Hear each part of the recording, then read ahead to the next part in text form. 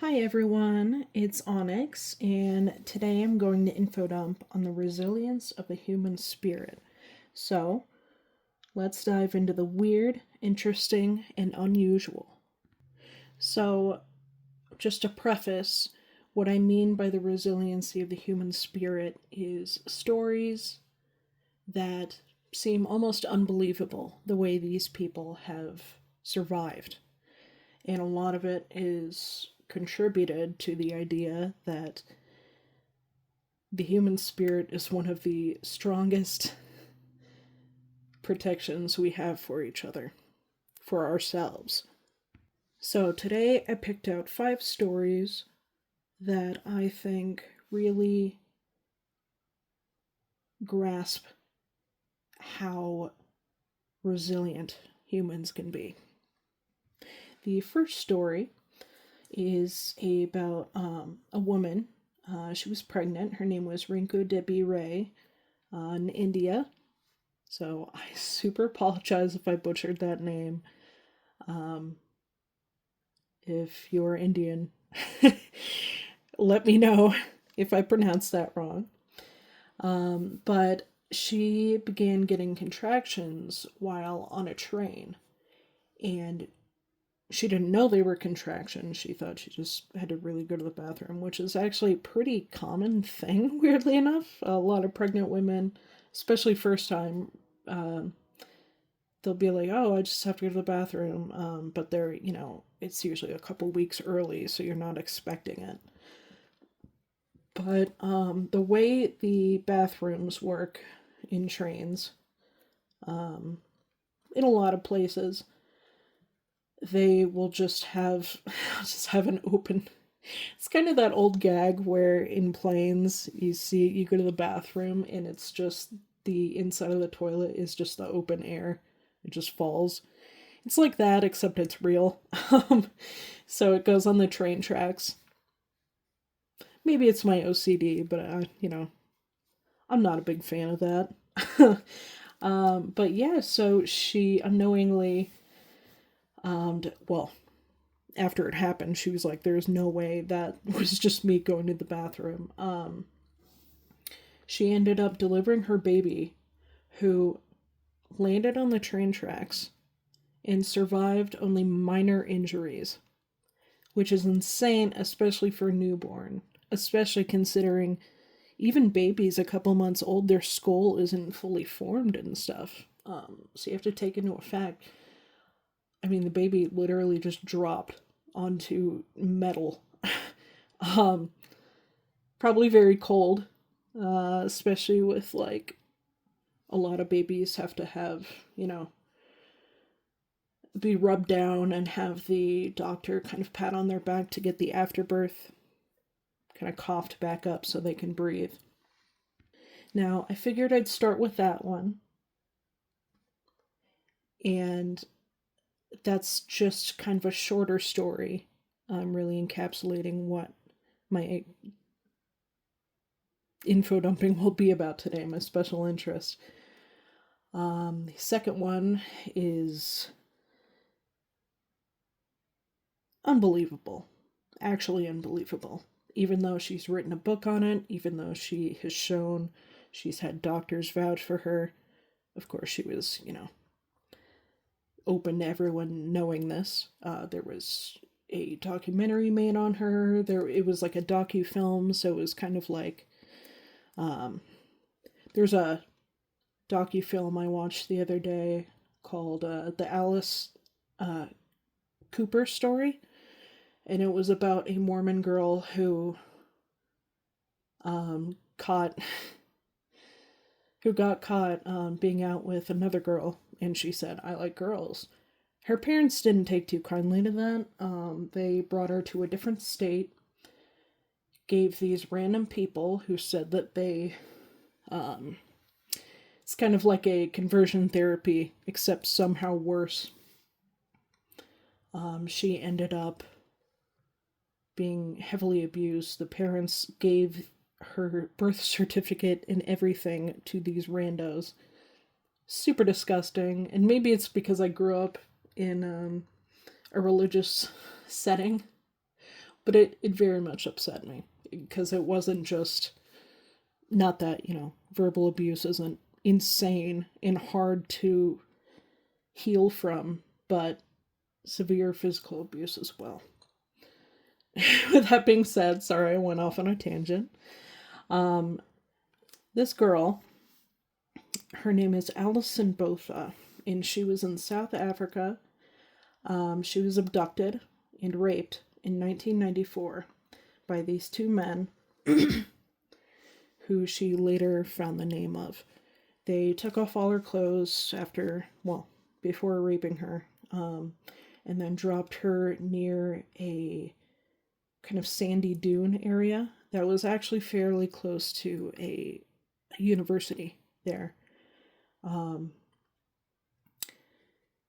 She was she was put near this foliage around this sandy area where the rapists I don't want to say potential, they really wanted to murder her. I guess it would be kind of attempted murder, but honestly, it's just as bad as if she actually got killed. They left her to die after stabbing her so many times the doctors lost count of the stab wounds because they started kind of mixing in with each other. Absolutely. It reminds me of, and this is very recent news, the girl who got stabbed. It's called the Slenderman stabbers or the Slenderman killing. These two girls, one of them who turns out to be schizophrenic. Not that is the reason it happened, but she went unmedicated, and her other friend was kind of feeding into the delusions and stuff. They ended up stabbing one of their friends they had a sleepover with so many times the doctors lost count, and she still somehow survived. Anyways, sorry, that was another tangent. And by the way, I don't know if I've said this in any previous videos, but definitely when I laugh, it's not because I think something is funny. It's nervousness or almost unbelievable is my reaction to that sometimes. So it's definitely not because I find it funny. It's a very autistic thing to do. She was then disemboweled and her throat was slit. The rapists thought she was going to die because they cut open her stomach, pulled out all of her organs, not all of them, but a good amount. And they slit her throat, and slitting is sugarcoating it. They attempted to decapitate her. And of course they thought she was going to die, so when they were speaking to each other while trying to hide her in this foliage, they used their real names, which is Franz and Theance, sorry. She ended up she lifted her arm with what little strength she had, wrote their names in the sand, and then a message to her mom in case she didn't make it that just said, "I love you, Mom." Very, very awful. Just, I can't even, you can't even imagine how bad and how scary this must have been. Even with other, rape victims, it's so, with anyone who's had to gone through rape or potentially being murdered, but they survived, there are so many years of therapy, of heavy, intensive therapy that you need to get back to the place you were before. And it takes a long time, and it's very difficult, but it can happen. And I'm living proof of that. Although this is much worse than what I had to go through. Not that, no one should compare trauma, because I'm a heavy believer in you are allowed to feel big emotions to things that feel big to you. So, anyways, another tangent. My apologies. She, after they left her to die, she remembered, even though she was naked, they put their clothes next to her. So she reached out and remembered she had a denim jacket. She used it to scoop all of her organs and put it back into her body and held it there. I I just I it's unbelievable. I cannot believe that someone who can be disemboweled can survive just from infection, just from hypothermia, possibly. Um, so she got her clothes, scooped her organs into it and back into her body. She tried to get up, um, but everything was dark. She couldn't see. She then lifted her hand to feel her head, and it wasn't there. All she felt was her throat, and everything else was black. I I don't even need to go off on a tangent to let you know how I have seen this story so many times. I've read it, and every time I have goosebumps. I'm breaking out in goosebumps right now. So she started feeling all around like, what the heck? How am I still alive? She felt her head kind of. They didn't completely decapitate her, but they went through her throat and everything. Um, and I guess they got caught on the spine or something, but even then, her head was resting. The crown of her head was resting on her back near the cervical part of your spine. So she had to use her other hand that she wasn't using to hold her organs in to lift her head up and put it as correctly as she could while shaking. I mean, obviously. Um, and used her hearing to go to a nearby road. Couldn't scream because her head was decapitated. And luckily, there was a motorist that got her and brought her to the hospital. Again, she wrote an entire story. After a couple months, she was able to leave the hospital. There's a noticeable scar on her neck and on her stomach, although she doesn't. The neck is the most notable one, obviously. She ended up having two miracle babies. That's what she calls them. And it definitely is, because her organs were dragged out of her body. So if you think about that, that's got to be hard. And it was hard. It was incredibly difficult, because not only did she have to go through 9 months of pregnancy, which is hard for any person giving birth,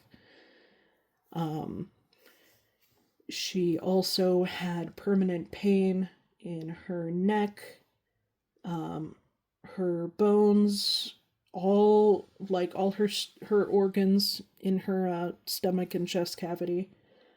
Mainly the stomach, if I remember correctly, but I might be wrong on that. And due to all of this, the physical stuff alone, not even accounting for the heavy, heavy trauma she must have had from this. Well, she did have from this. She lived a very productive but difficult life. She dealt with chronic pain, which, if you're someone who deals with chronic pain, I have fibromyalgia, and that gets flared up with stress, and that's not even close to what she has to deal with. But just dealing with fibro on my own is incredibly difficult. There are days where I can't even, it runs up my nerves, the fibers of my body. That's why it's called that. And it's just such a heavy and deep throbbing. And I can only imagine having that in your organs 24/7. And obviously, she can't be popping, ibuprofen every time she's hurt. And unfortunately, I do believe she passed recently. I think either this year or last year, because last year, around May, so May of 2024, she had a brain aneurysm, and everyone was sending her money and like a fund and everything. But I do believe she passed away. If not, I will put that in the description, but I am almost positive she did. I should have written that down. And unfortunately, it must be working off of the American judicial system because this was incredibly unfair. Even with all of this knowledge that they ruined not only her, but countless women's lives, they were released after 30 years, even though the judge said, no, you're not gonna ever leave. They later said, okay, you can leave. Didn't even notify her, right? Of her rapist and attempted murderers were released just on a bond, a fairly easy bond to pay too. These weren't super rich kids, and I say kids, they're adults, but I think they were around college age, obviously, because it was around the local university. So yeah, she didn't get. They're now out on bond. Like, imagine going to the grocery store or something and seeing the people who almost killed you and not even being notified that they're out. That would destroy me. That would destroy anyone. And I am so. I want to say sorry for what she had to go through because this is intense. This is the worst, one of the worst traumas I have ever read on someone surviving. So, our next story is one I remember seeing on YouTube. I do believe the video is still up. It is on a body cam channel. I will put the channel's name in the description if you want to see. I might just put the link to that video. Victor Reynolds was a man who ended up getting hit by a train. And a rookie police officer who had only been on the force for a couple months to 6 months.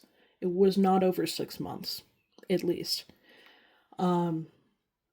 He was called because a conductor called 911 and said, there was no way I could have stopped. I just ran over a person.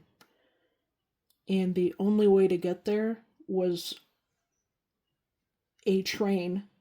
So the train conductor went back, brought this cop there, and it took about an hour to get there. They had to use life flight, obviously, because they weren't gonna, they can't have the ambulance on the train tracks or anything. That was the only way to get there too, was a train. The cop gets there, and the dude has both legs and one arm completely severed from his body. He somehow survived, even without even a tourniquet, and severe blood loss. He was just sitting there. You'd think he'd be dead. Now, this isn't unheard of. There are people who have survived having their entire lower half of their body severed in surviving. That being said, it is very, very rare, and the reason I'm talking about this is because he had survived 1 hour with he couldn't do anything, and he was just saying, help me, please, I don't want to die. And again, this is probably just adrenaline. He was running on adrenaline even for an hour after. And if anyone had been in like a car crash or something that genuinely scared the life out of you, you know what I mean by the pumping of adrenaline. I used to have that a lot as a kid when I had to go. I had medical trauma, so anytime I went to an appointment, I had that rush of adrenaline and it left me feeling like jittery. I felt like I was going to pass out. And I could only imagine how Victor felt during all of this. And the rookie cop, and I say he's a rookie because this is usually something a very experienced officer would have to go and do. But I think everyone, all the other officers were like currently out being busy. So he was called. And he took off his shirt, his jacket, his shirt, and his belt, and used them as tourniquets. Called in life flight and held this dude's hand from the remaining one arm. He had one appendage, and he was saying, it's okay, you're gonna be okay. And the guy ended up surviving.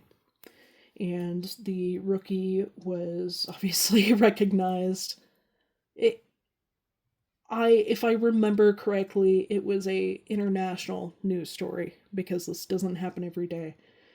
So yeah, he got, so much credit. The entire police force in that town is like forever praised because of this rookie officer and what he did. Very impressive stuff. The other story I'm going to be reading or telling you about is Jordan Taylor. He had an orthopedic decapitation, which essentially means your neck is severed from your spine, but the skin is still there. So it's like if someone broke their neck, it would be like that. But an orthopedic decapitation means like there is like almost no chance of surviving. He got hit by a car, and that's what did it. And with a 1% survival rate, chance of survival, he made it. It was a very new surgery that people had been talking about, had just started using, where they deal with orthopedic decapitation by merging the neck and the spine together again. And they did that for him. He survived. And now he's back in school. It's almost unfair. Because imagine having to go back to school after, granted, it's college, but I feel like I would be like, all right, that's enough life, it's enough experience. I'm just gonna kind of kick it at home. Although this man was so strong, he survived all that and went back to school. Another story I'm thinking of is a girl near where I live in Nebraska. She was in Omaha, and it was for the 5-day festival of Dia de los Muertos, Day of the Dead. They had 5 days where they just party it up. They have carnivals. It's always so much fun to go there. And this one year, this girl, a lot of you have probably heard of it. Apparently, this is the most painful experience. Like, on the pain scale, this is the most painful anyone has ever gone through. It's been recorded, at least. This girl was riding on a carnival ride. It was kind of like the King's Crown, the one that spins around in circles. And you kind of are just being like pressed against the edge of it because you're going so fast. And then it goes on its side and everything. As she was being spun around, one of her pigtails got caught, completely scalped her. The back of her head, or her entire face, or at least the very top half of the face, all the way to the base of her neck at the crown where her hair was, ripped clean off. And she was one of the ones that it wasn't the first, instance of a stitching of the face back onto the rest of your body. But it was one of the larger, more heard of instances of that surgery being done. She did get her face sewed back on. She can still emote, do everything. It's insane. She was still in the single digits, if I believe, 8 or 9. And to survive that is nothing short of a miracle, especially considering if you're ever into, this is going to make me sound like a psychopath. If you're ever not into, but interested in old torture methods or, capital punishment methods in history, you will think of the death by 1,000 cuts that they did in Japan, where they had a very experienced swordman make all these little incisions that, even though you would be bleeding and it would hurt very bad, you wouldn't die of blood loss during the entire thing of it. And obviously, it's 1,000 cuts. And there's like a different version. It's still that, but they will completely tear your skin from your body. Like they're skinning a deer, essentially. And they will make the person walk around, just kind of survive. And they would, the skin is the largest organ in the body and it keeps heat within. So they would either die from infection or hypothermia in the next coming days.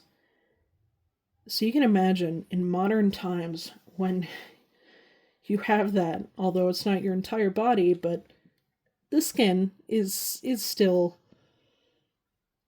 there's a reason they said it's the most painful experience someone has gone through in recorded history. The next one I'm talking about is Phineas Gage. Now, a lot of people, especially the baddies, the baddies who've had to go through psychology classes.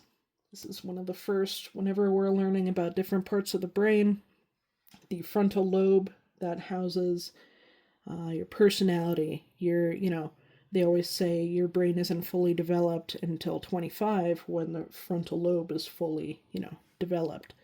That holds your personality, your decision making, your demeanor, your temperance, everything like that. This man, Phineas Gage, was a railroad worker in 1948, and through an incident, one of the railroad, it was a rod, it wasn't a spike. I believe it was for part of the track, but I can't remember which part. But basically, something happened, the rod went up in the air and pierced him through his frontal lobe. Somehow, especially in almost the Victorian era. This is a little bit before the Victorian era. Somehow survived that. But it forever changed his personality. He used to be a very calm, demeanored, a very rational, sweet guy. His friends and his family always said that. But after this, he became very rageful. He became angry, easily irritated. I mean, he would it would go to like physically assaulting people. And a weird fact, if they didn't teach you this in psychology, he was so different afterwards that it's like he had an ego death, which I mean, it was almost an actual death, but an ego death as well, because it completely changed his personality. And the only source of comfort he had was the railroad rod that pierced him. So, in every picture, and I am not kidding you, in every picture after that incident, he always had the rod with him. Even if it was like, I don't want to say a postcard, but like for family memories and stuff, he always had that rod with him because that was essentially his like comfort. I mean, that's the only thing. He didn't suffer from amnesia somehow. He somehow survived. Even today, that is very unheard of. Now, the last one is a man who I also learned in psychology class. Both of these last two that I'm talking about, Phineas Gage and Roy Sullivan, are taught in psychology class, but also human anatomy and physiology, which I ended up taking in college. Roy Sullivan, from 1942, he was born prior, but this is when the series of incidents started happening to him. 1942 to 1977, he was struck by lightning 7 separate times. There's one, he was in a truck, a lookout tower, fishing. He was hiking. He was in a guardhouse. So he was a worker at the national park, the Shenandoah National Park. The first time he got struck by lightning, he was in a lookout tower. It was, if any of you have ever seen or played the game Firewatch, that's what it is. The man in there, he's a lookout tower. They look for, missing people, but they also look out for fire, anything that could damage anything. And it burnt his leg. In 1969, he was driving his truck. He heard, obviously, by the first lightning strike, I would be terrified to go out too, especially during storms. So he started freaking out. He went over on the side of the road and hid at the bottom of his car. Still got struck by lightning. It knocked him unconscious, and it burnt his eyebrows. It's weird because there's only, you'd think getting struck by lightning would burn everything. But it depends where it's hit is where the most burn is. So the most burnt part of your body is. So it burnt his eyebrows. 1970, he was in his garden. It burnt his left shoulder. 1972. This poor man didn't even survive 1 year before getting another lightning strike. Burnt hair when he was in his guardhouse. 1973. After his 1970 and 1972, he burnt his hair again, like completely off, and he was just walking. He was like hiking. In 1977, he was fishing, and it burnt his chest and stomach. Weirdly enough, I don't believe the lightning strikes are what killed him. He died from another instance that was completely unrelated. Super interesting. So yeah, I thought these stories you all would like to, hear. I enjoy telling people about these. Makes me sound insane, which I am, but not in, that way. It's just very interesting. It's, and that's actually a pretty common thing with people who are neurodivergent, especially with autism and ADHD, your special interests are sometimes very dark. There's a lot of people who are into like amusement park crashes, which that was one of the stories in here. But yeah, I will see you guys later. Thank you. Bye.